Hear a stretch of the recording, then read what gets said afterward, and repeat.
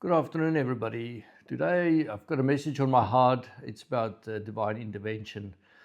A while ago, a friend of mine who was living in Singapore at the time called me, and he told me that his family was in a motor car accident in South Africa.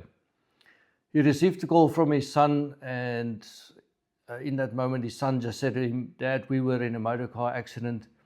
And then the phone line cut out.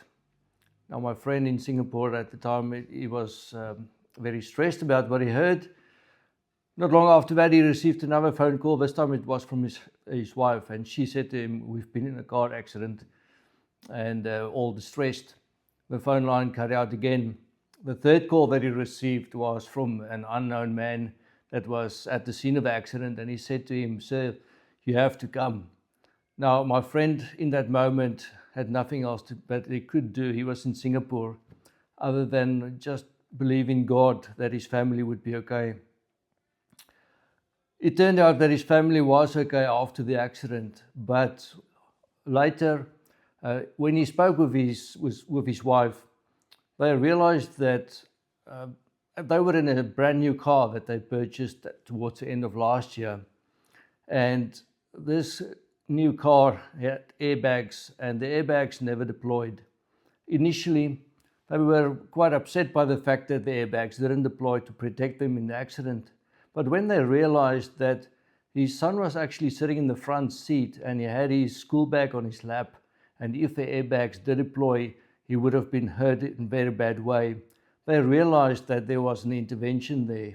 A brand new car, airbags, yet in that serious accident, the airbags never deployed. In that moment, when he realized it, he told me that he had this vision of an angel that was there at the time of the accident, and that the angel intervened for those airbags not to deploy. What a wonderful story, not having any anger in that moment, but the realization that God actually protected his family.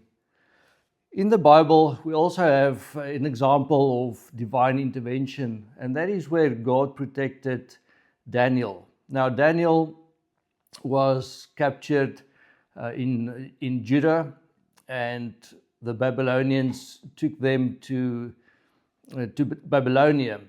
Afterwards, there was also the Medes and the Persians that captured Babylonia from the Babylonians. But Daniel did well, even though he was a captive. He did well, and he impressed the kings in those days. And the king of the time, King Darius, actually appointed Daniel as one of 3 administrators in the kingdom. Now, some of the other people were obviously jealous. They didn't like Daniel very much, and they were trying to find something that they could pin on Daniel so that the king would need to get rid of Daniel.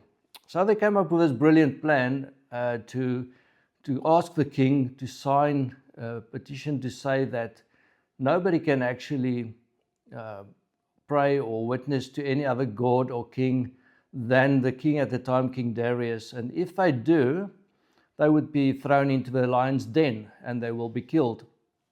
Now, Daniel, he wasn't fussed or scared about this new law that came into effect when the king signed it. So what did he do? He continued to worship the one and true only God that we know today, our Father in heaven, the Father of Jesus Christ. Now, if we pick up a story here in Daniel 6, in verse 10, it reads, "When Daniel knew that the document had been signed, he went to his home where he had windows in the upper chamber open towards Jerusalem. He got down on his knees 3 times a day and prayed and gave thanks before his God as he had done previously." Now, these other men came to know about this, and they went to the king and they said to him, "King, there's this new law that you signed, and you need to put Daniel in the lion's den." And the king was petrified with that. So if we read further here from verse 16, so it's Daniel 6, verse 16. "Then the king commanded, and Daniel was brought and cast into the den of lions. The king declared to Daniel, 'May your God, whom you serve continually, deliver you.' And a stone was brought and laid on the mouth of the den, and the king sealed it with his own seal and with that of these lords, that nothing might be changed concerning Daniel. Then the king went to his palace and spent the night fasting. No diversions were brought to him, and sleep fled from him. The king was obviously didn't want Daniel to die here because he quite liked the guy. Then at break of day, the king arose and went in haste to the den of lions. As he came near to the den where Daniel was, he cried out in a tone of anguish. The king declared to Daniel, O Daniel, servant of the living God, has your God, whom you serve continually, been able to deliver you from the lions? Then Daniel said to the king, O king, live forever. My God sent his angel and shut the lions' mouths, and they have not harmed me, because I was found blameless before him and also before you. O king, I have done no harm. What an amazing story. Can you imagine a person being thrown into this lion's den? They put a stone there so that nobody can get the person to escape.